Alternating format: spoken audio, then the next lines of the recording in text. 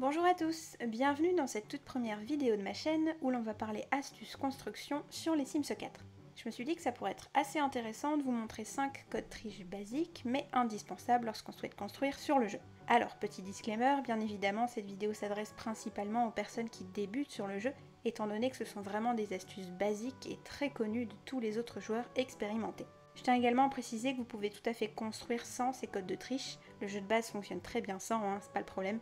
C'est simplement que si vous souhaitez ajouter plus de vie, de réalisme et de profondeur dans vos constructions, ces codes vous sauveront littéralement la mise. Du coup, on se retrouve en jeu et déjà la toute première chose qu'il va falloir faire avant de rentrer les fameux codes de triche, c'est tout simplement de les rendre actifs. Pour cela, c'est très simple, il vous suffit de faire apparaître la barre de triche en haut à gauche de votre écran avec les touches CTRL Maj C et d'ensuite entrer le code Testing Cheats espace ON. Une fois que la triche a été activée dans le jeu, on va enfin pouvoir s'amuser un peu. Le premier code que l'on va voir ensemble est l'incontournable bb.moveObject. Ce code vous permet de placer les objets n'importe où sur le terrain sans restriction d'obstacles, ce qui se révèle très pratique lorsqu'on aime pousser un peu sa créativité. Pour exemple, dans le mode construction ici, j'ai actuellement aucun code triche qui est activé, donc en fait ça va être très parlant pour vous.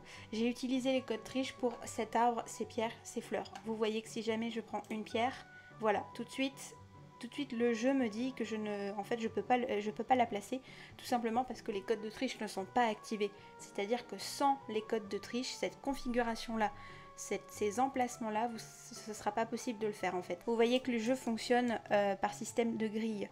Donc en fait, il y a certaines choses qui ne peuvent tout simplement pas se superposer. Avec les codes de triche, ça va vous permettre, en tout cas pour le premier code de triche, celui-ci va vous permettre de mettre les objets absolument où vous le souhaitez.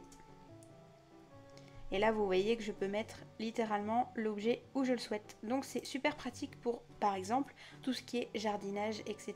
Pour superposer un petit peu les choses, pour créer du réalisme tout simplement dans les constructions. Parce que c'est vrai que d'avoir des fleurs qui ne font que être côte à côte comme ça, en rang d'oignon, d'une manière très militaire, bon, c'est pas ce qu'il y a de plus ouf. Donc forcément, c'est tout de suite plus intéressant. Le second code de triche qui va être étroitement lié au premier est tout simplement la touche Alt de votre clavier, puisqu'il va nous permettre d'être encore plus précis dans le placement des objets dans l'espace. Par exemple ici, vous voyez que je peux mettre soit cette fleur ici, soit cette fleur là, soit ici, ici, ici, ici, bref. Alors soit les objets peuvent se superposer, je peux exactement mettre la fleur au même endroit, je peux les mettre vraiment tous si je veux dans ce carré là. Mais vous avez compris l'idée, c'est pas ce qu'on recherche. Mais en tout cas, vous voyez que c'est toujours plus ou moins déterminé par ce système de grille. Ce que la touche Alt va nous permettre, et ce qui va être assez révolutionnaire avec ça, c'est qu'en fait, plutôt que d'avoir ces mouvements très saccadés, si je puis dire, vous allez maintenir la touche Alt et en fait, tout simplement, vous voyez que d'un coup, tout est beaucoup fluide. Pareil pour tourner les objets. Ici, vous êtes en grille. Pour tourner les objets, ça va être saccadé. Vous maintenez Alt. Le mouvement est fluide, mais la rotation également. Et en fait, ça vous permet tout simplement de faire des choses qui sont beaucoup plus intéressantes. De placer les objets à peu près où vous voulez. D'avoir beaucoup plus en fait le contrôle de ce que vous voulez faire et de votre créativité. Tout de suite, c'est beaucoup plus dans le contrôle. C'est beaucoup plus sympa. Le troisième code maintenant que je vais vous présenter, on va un petit peu quitter le jardin, on va se mouvoir à l'intérieur de la maison. Alors c'est une maison que j'ai créée spécialement pour cette vidéo, je vous mettrai pourquoi pas la création dans ma galerie, si ça vous intéresse je peux tout à fait le faire. En tout cas, le troisième code, c'est aussi quelque chose de très intéressant. En fait, ce sont les touches parenthèse fermée, iTrema. En fait, ces deux touches vont vous permettre de agrandir et rétrécir les objets. Par exemple, imaginons ce cadre-là, bon, il est bien sympa, mais vraiment, je trouve énormissime. Ce que j'aimerais, c'est que par rapport à la petite télé qui est à côté, j'aimerais qu'il y ait une certaine concordance au niveau des tailles. Donc en fait, tout simplement, je clique sur le tableau et je viens appuyer sur la parenthèse fermée. La parenthèse fermée, c'est pour rétrécir, le tréma, c'est pour agrandir. Il me semble que j'ai aussi agrandi cette plante. Il me semble que normalement elle vient, je dirais pas comme, peut-être comme ça finalement, Mais là je trouvais que c'était vraiment énorme par rapport à la pièce, donc en fait j'ai tout simplement rétréci les pots. En tout cas vous comprenez l'utilité. Encore une fois, si je veux placer mes pots ici, hop, j'appuie sur Alt. Pareil pour le tapis, on appuie sur le tréma pour l'agrandir. Il me semble d'ailleurs qu'il vient originellement comme ça, ce tapis. Donc en fait forcément j'avais envie de le placer ici, mais il me paraissait vraiment trop énorme. Parenthèse fermée. Voilà. Le quatrième code maintenant, c'est pareil, c'est 2 touches, ça va être les touches numéro 9 et numéro 0, donc pas de votre clavier numérique, ça va être les numéros au-dessus de votre clavier de lettres. Ces 2 touches vont nous permettre de remonter ou de descendre les objets. Du coup, pour cet exemple, je vais tout simplement prendre ce lavabo-ci. Je vois qu'il y a un peu d'espace au niveau des tiroirs à l'intérieur. J'ai bien envie d'insérer des brosses à dents ou du savon, bref. Donc c'est ce que je vais faire en utilisant les 2 touches que je viens d'expliquer. Ici, je retrouve le distributeur de savon en céramique, etc. Et vous voyez que, en fait, si j'essaye de tout simplement le mettre sur le lavabo, le jeu ne me le propose pas. Alors soit je peux le mettre absolument partout, mais moi j'aimerais bien le mettre dans le lavabo. Tout simplement ce que je vais faire, c'est appuyer sur la touche Alt et 9. Et en fait vous voyez que cela va monter mon savon, et avec Alt, toujours en restant Alt enfoncé, je le mouvoie où je veux. Voilà. Là on a l'impression que en fait notre savon a été rangé dans le lavabo. Donc vous voyez que c'est quelque chose qui est très intéressant.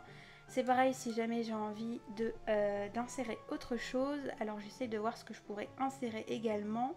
Ici nous avons le kit d'hygiène dentaire Bonheur Buccal. Je vais procéder exactement à la même manipulation. Je vais maintenir Alt.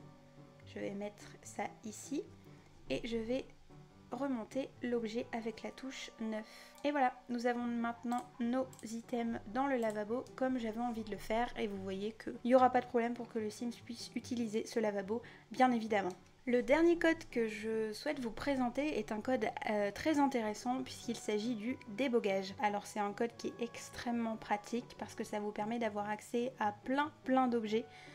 Qui est présent de manière basique sur toutes les maps des Sims, mais gratuitement. Donc ça vous donne accès à des choses qu'on n'a pas normalement accès dans le mode achat, des barrières, des meubles, des avions, enfin voilà, il y a énormément de choses qui sont disponibles dans le débogage. Et il me semble que tout est gratuit, il faudrait vérifier, mais bon, la plupart des éléments que vous y trouverez là-bas, c'est entièrement gratuit, donc c'est hyper pratique.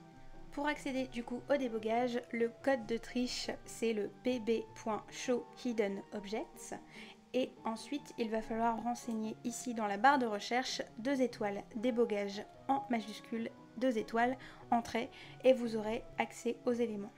Comme vous pouvez le voir ici, on a vraiment accès à des choses qui normalement ne se retrouvent jamais dans le mode achat. Ce qui est sympa avec ce code là, c'est que vraiment on va pouvoir faire aller sa créativité au maximum. Donc ici vous voyez que j'ai, je crois que c'est des tomates, ouais voilà, tout à fait. Si j'ai envie un peu de donner d'ailleurs de la couleur à ma cuisine et j'ai envie de faire apparaître des tomates sur le comptoir, pourquoi pas, parce que ma Sims a été faire des récoltes il n'y a pas très longtemps. Bah écoutez, la même chose que pour avec les autres codes, tout simplement Alt et 9, on remonte les tomates, 0 pour, voilà, et hop, je mets les tomates sur le comptoir. Voilà, vous avez énormément de choses disponibles. Vous avez des carcasses de voitures ici. Si ça vous intéresse de faire un petit peu un terrain abandonné, etc., vous pouvez tout à fait rajouter ça dans vos constructions. Donc c'est plutôt top. Même d'une caravane. Si vous voulez ajouter une caravane, je vous en prie, faites-le. C'est vraiment top. Des pneus. Il y a vraiment pas mal de choses qu'on peut mettre et qu'on peut faire. Donc ça, c'est chouette. Ce genre de plantes également. Celle-ci. Enfin voilà, tout vraiment qui n'est pas disponible en achat, vous le retrouvez là. Donc c'est vraiment des codes qui sont indispensables pour moi pour la construction. Parce que je considère que quand on construit sur les Sims, c'est bien sympa de n'avoir aucun code. Enfin, en tout cas, c'est ce que je vous disais au début, c'est tout à fait possible de construire sans. Le problème, c'est que ça fait assez vite maison témoin, il n'y a pas tellement de vie dedans, etc. Et avec ces codes-là, ça vous permet vraiment d'approfondir la construction, soit, mais d'y apporter de la vie. Et ça, c'est important. En tout cas, c'est quelque chose, moi, que j'aime beaucoup faire et sans lequel je n'aimerais pas forcément jouer dans le jeu ou en tout cas construire. J'aime beaucoup, quand je construis, imaginer qui vit là et surtout ce que les Sims se font tout simplement. Et voilà, c'est tout pour cette vidéo astuce construction sur les Sims 4. Ça aurait été des codes de débutants, je le conçois. Je trouvais simplement que c'était une bonne entrée en matière pour moi et ma chaîne. J'espère quand même que cette vidéo vous aura plu. Si c'était des codes que vous connaissiez déjà, etc., mais que vous ne les retrouviez pas sur une seule et même vidéo, eh bien écoutez, c'est chose faite.